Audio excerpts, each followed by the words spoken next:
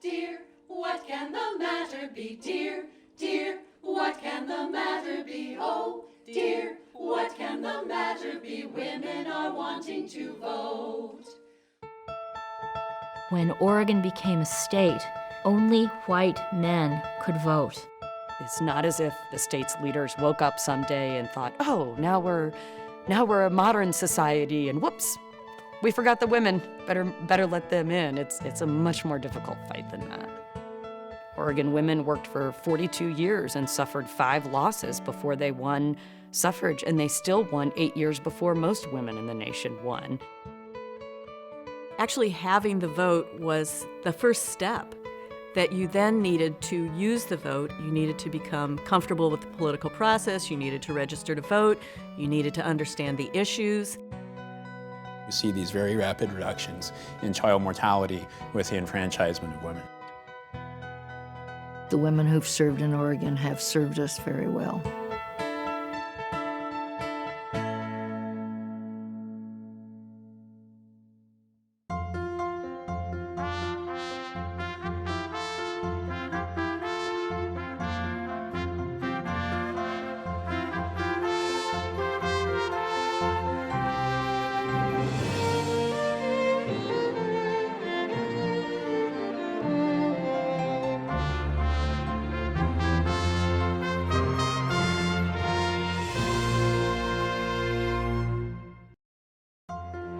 Funding for Oregon Experience is provided by the James F. and Marion L. Miller Foundation, Robert D. and Marcia H. Randall Fund for Lifelong Learning, the Oregon Cultural Trust, and viewers like you. Additional support provided by Kay Kitagawa and Andy Johnson Laird. Thank you.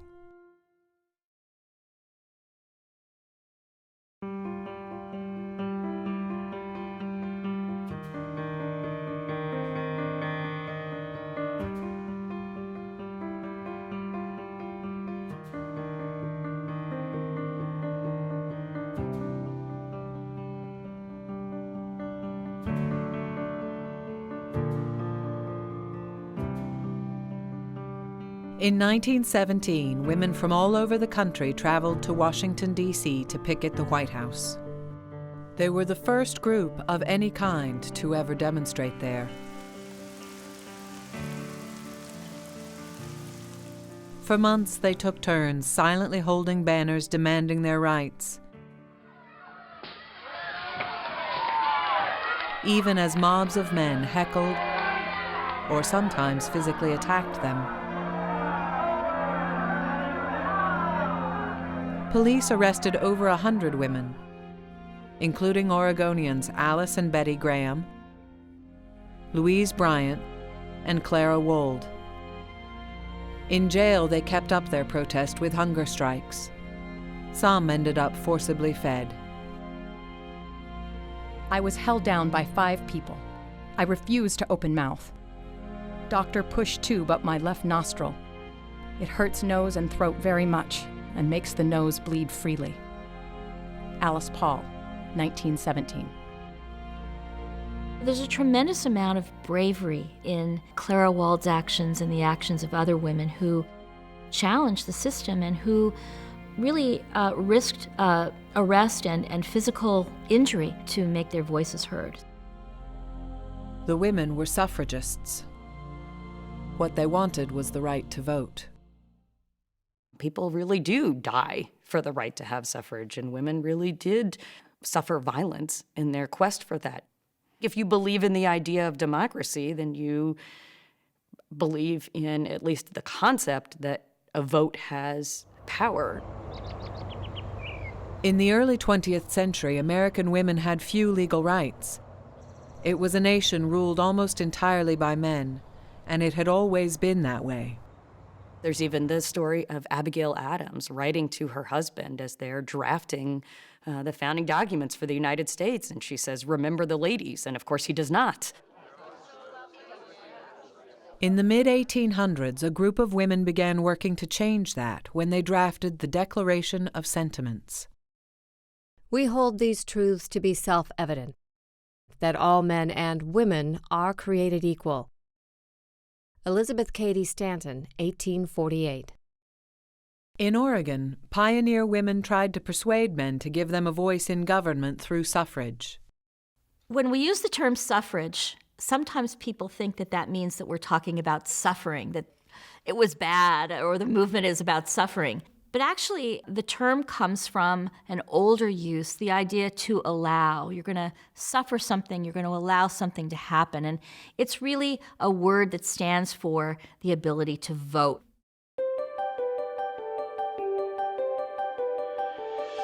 One woman in particular dedicated her life to the cause.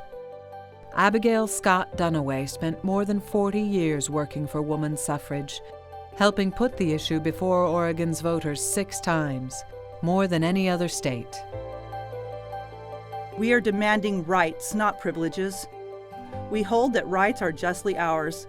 We demand the ballot because it is ours and has been unlawfully withheld from us. Abigail Scott Duniway, 1878. In 1912, the issue was again on the Oregon ballot, but this time the elderly Duniway was on her sickbed. She could no longer lead the campaign, allowing a new, younger generation of suffragists to take over. Techniques that Abigail Scott Duniway and the first generation of suffragists used in Oregon were becoming less effective, or certainly less attractive to the younger generation who just had very different ideas about what would work, and their lives were just very different. As society changed, they changed with it.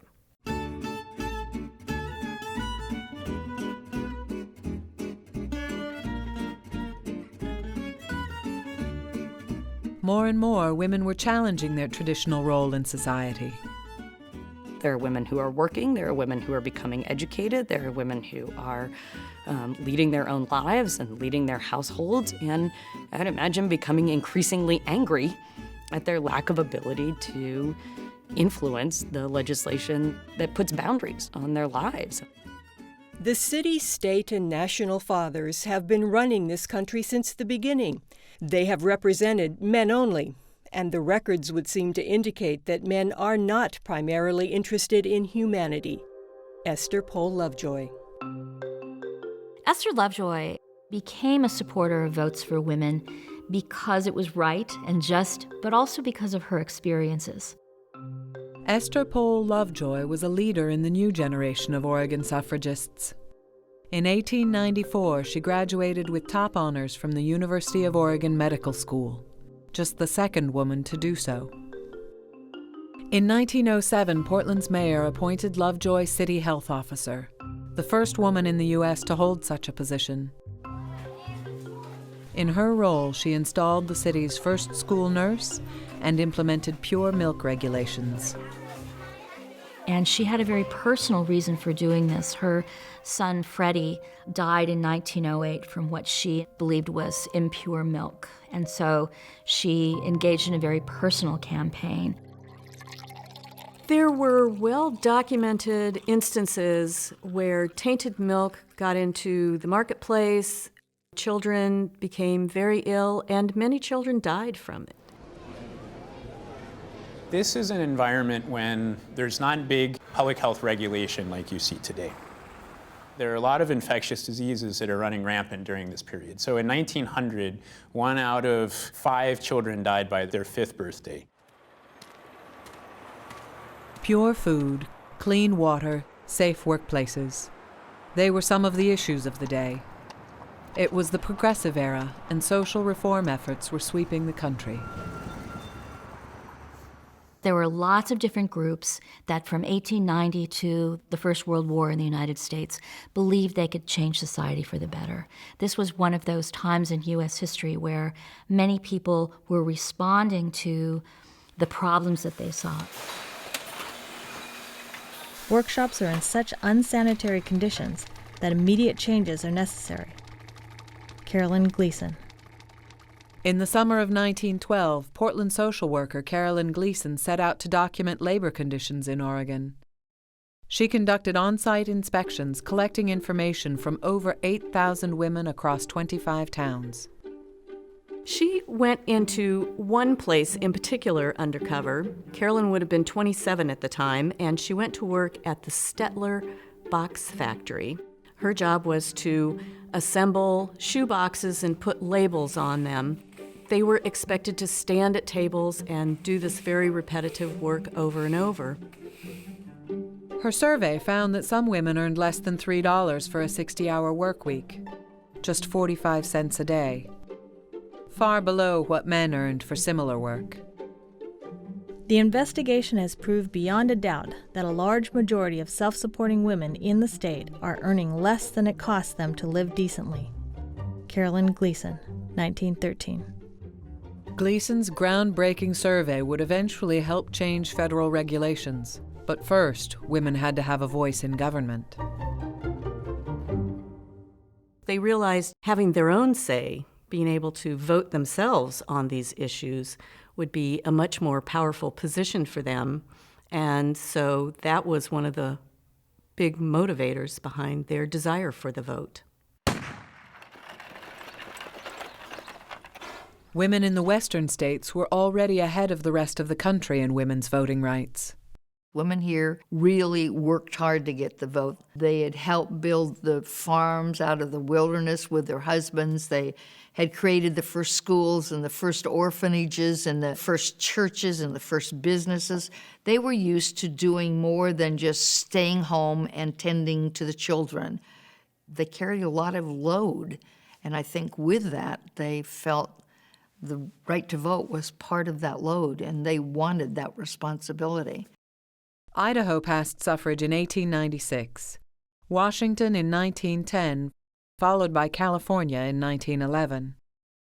Oregon women were feeling very much that it's our time, and what's wrong with Oregon men that they haven't kept up with their neighbors? Oh dear, what can the matter be? Dear, dear, what can the matter be? Oh dear, what can the... They were ready to mount a new style campaign in 1912 that would really draw upon popular culture. Women have labored this country to save, and that's why we're going to vote.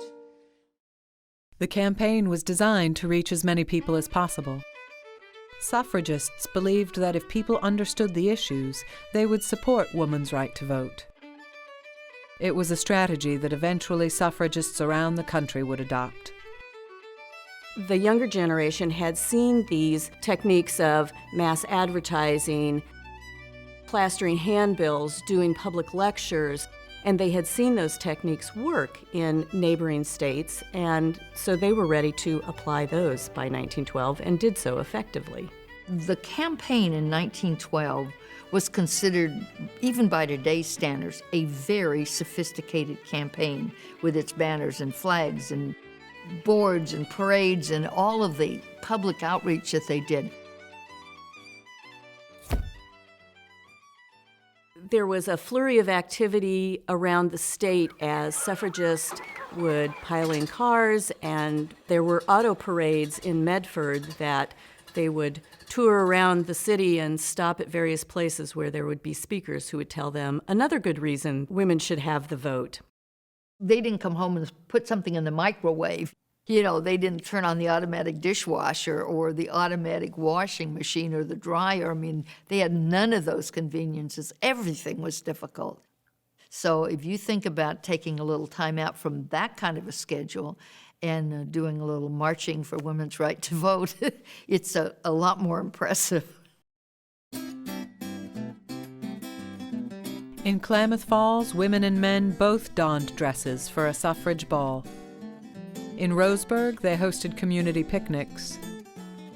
In Portland, they entered a float in the Rose Festival Parade, and won.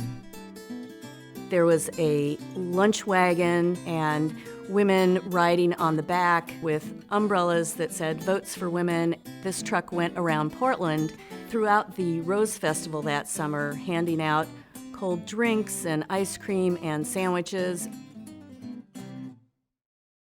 This was a very active and very visible campaign, including national suffrage groups coming in to Oregon and helping.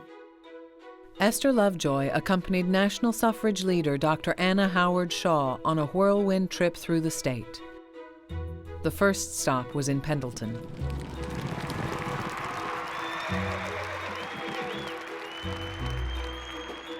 So here's the president of the National Suffrage Association coming, and the Pendleton Roundup was just in its infancy, and it was in session. And so Anna Howard Shaw arrived by train, and she was wildly successful in Pendleton. She spoke from cars, she spoke on street corners. Later, Esther Lovejoy wrote about this, and she said, Anna Howard Shaw, let her buck. But many people were opposed to universal suffrage.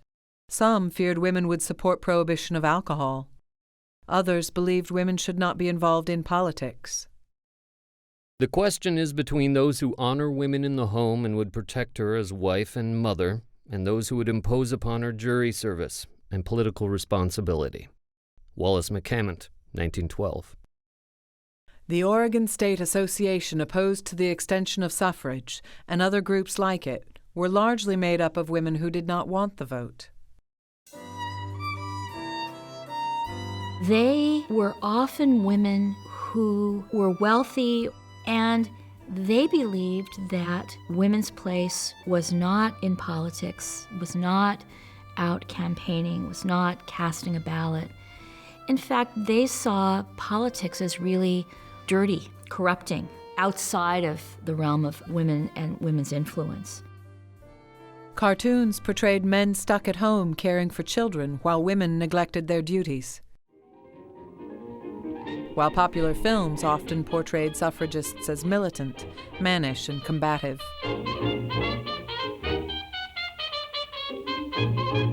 I have found the professional suffragist hard, aggressive, loud in voice and manner, and ready to antagonize anyone to carry her point. The better class of women do not want to vote. Mrs. Elizabeth Goodard.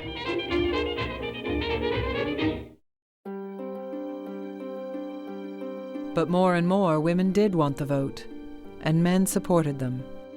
I have every reason to think women will clean up politics. Governor Oswald West, 1912. By the fall of 1912, there were more than 70 different suffrage clubs across the state. They all supported suffrage, but not necessarily each other. African American women were largely excluded from the suffrage movement. Instead, they formed their own organizations. The Colored Women's Equal Suffrage Association was a group of women who were very brave to call for the vote because there were laws on the books in Oregon that said if you were an African American, you could not live here. They were not all enforced, but racism was a very powerful part of that.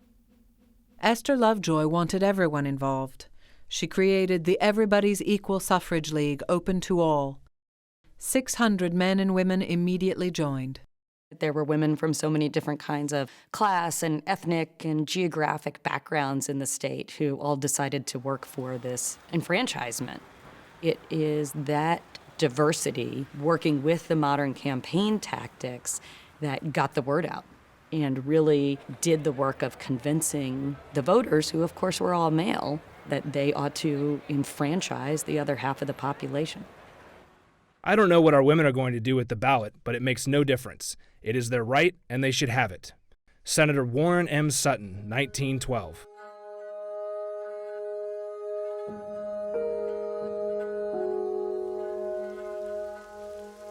On November 5th, 1912, Oregon men voted on the issue again. Thousands crowded Portland city streets in the rain to await the results. Whatever way it may end, we think we have shown that it is possible for women to run a campaign. Emma Wold. The early returns were good. Coos, Klamath, Douglas, and Multnomah counties, all for suffrage. Marion, Wasco, and Baker counties opposed. 3 days after the election, the Oregonian declared suffrage had won by less than 4,000 votes. All over the state and the nation, suffragists celebrated, as Oregon became just the 7th state to pass woman's right to vote. Oregon Governor Oswald West invited Abigail Scott Duniway to write and sign the state's equal suffrage proclamation, 42 years after she first started working for the vote. We have made a beginning that is destined to reverberate throughout the ages. Abigail Scott Duniway, 1912.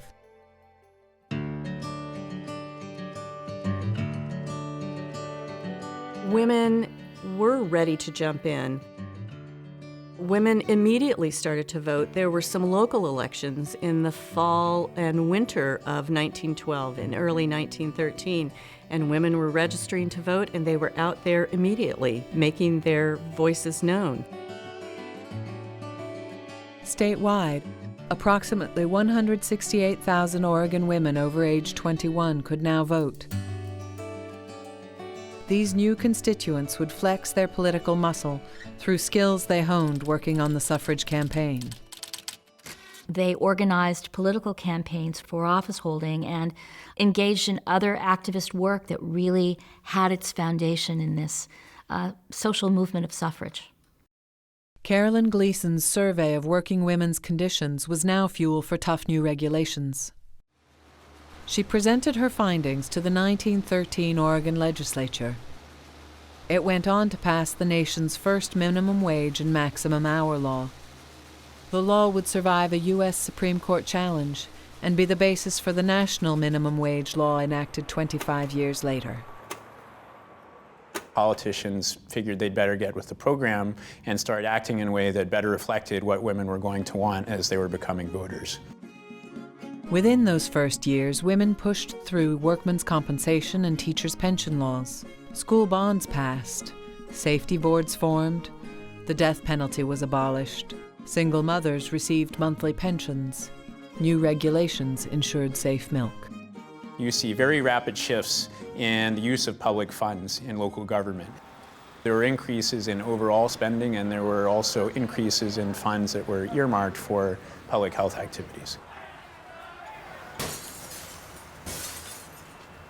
And just as the liquor industry feared, the sale and distribution of alcohol was outlawed 4 years before national prohibition. It's important to keep in mind that with the right to vote comes the right to run for office. So that suffrage is both of those things. Just weeks after women won the vote, Warrenton elected Clara Munson the state's first woman mayor. Umatilla women took over the city council in 1916. Including Laura Stockton Starcher, who won the mayor's seat from the incumbent, her husband. And in 1920, Yoncala's city council, too, was all female. This created a lot of press and a lot of remarks about, women are taking over. The press used the term petticoat government, and some people feared that the end of the world would come because of that. At the first opportunity for women to run for state office, 2 women did, and won. In 1915, Marion Town represented Jackson County in the State House of Representatives, while Catherine Clark of Douglas County served as the first woman in the Oregon Senate.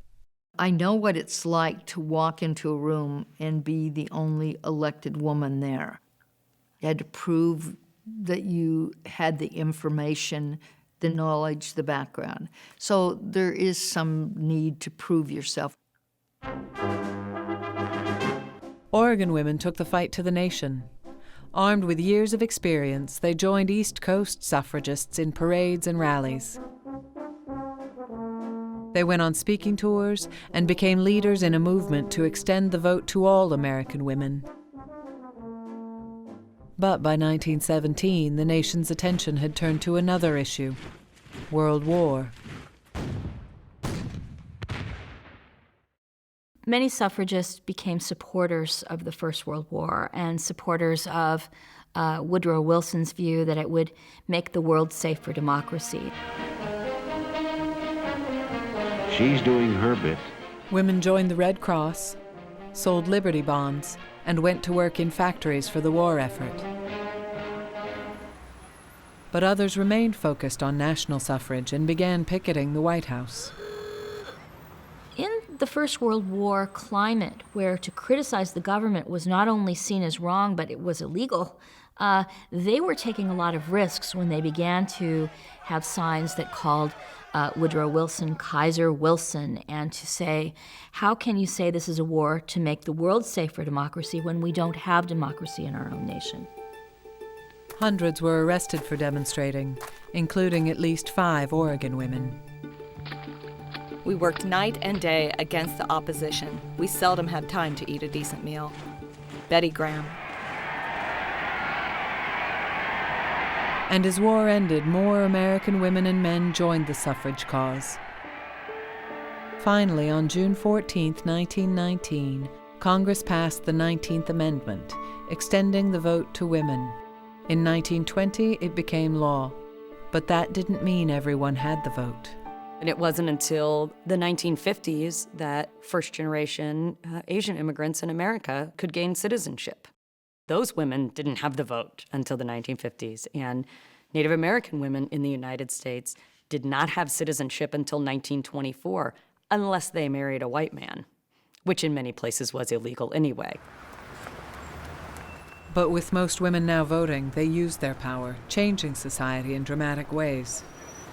Public health spending increased by more than a third with the enfranchisement of women.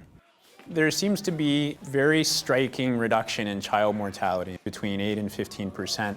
If you project it onto the national population, implies about 20,000 fewer child deaths per year.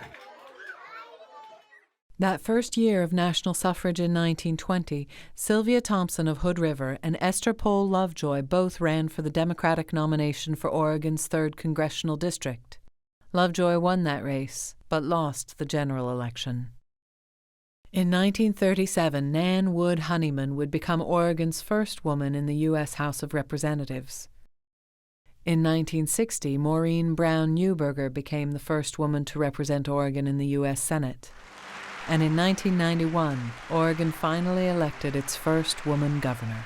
As a woman political leader, I know I make it easier for women who run for office now, but I also understand that the women who ran before me, Norma Paulus and Betty Roberts and other women like that, made it possible for me to run and win. I never had to fight for the right to choose my name when I married, or to own property, or to take out credit in my name. It really has made a difference. The vote really has made a difference. When I talk to students in my college classes, they do not always know that women didn't always have the right to vote. These rights weren't always there. They were hard fought for, and they're worth using and preserving. It's not okay for us to sit back and say, everything's been done for us and, isn't that great? We need to continue to struggle and take action. There's room for improvement, there's room for change, and we have to keep proving ourselves. But that's okay, because we can. There's more about the suffragists on Oregon Experience Online. To learn more or to order a DVD of the show, visit opb.org.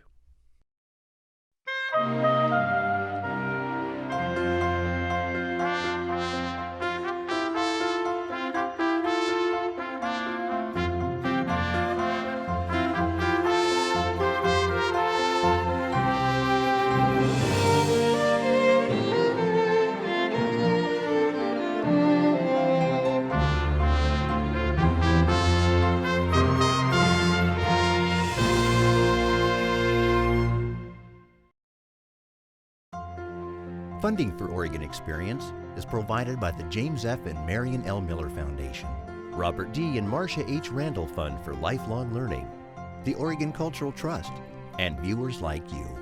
Additional support provided by Kay Kitagawa and Andy Johnson Laird. Thank you.